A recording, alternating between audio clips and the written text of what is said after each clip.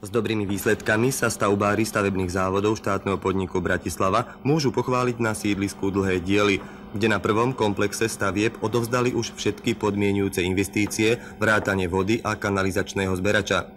Ich nedostatok v minulom roku bol hlavným dôvodom zaostávania v plnení plánu. Prví nájomníci by sa mali do svojich bytov na Dlhých dieloch nasťahovať už o mesiac. Je však treba povedať, že do dnešného dňa odovzdali stavebné závody štátny podnik v Bratislave dovedna 1705 bytov z celkového počtu 4332. Väčšia časť sa teda kulminuje opäť na posledné mesiace tohto roka. O tom, že pri výstavbe bytov možno uplatniť aj estetické hľadiská, svedčí aj tento objekt na sídlisku Dlhé diely v Bratislave s netradičnou fasádou a vstupnými dverami.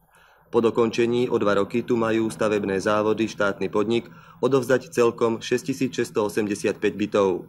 V minulom roku práce postupovali veľmi pomaly. Brzdou bolo predovšetkým oneskorené odovzdávanie podmienujúcich investícií, najmä kanalizačného zberača, bez ktorého nemohli byty odovzdať na kolaudáciu.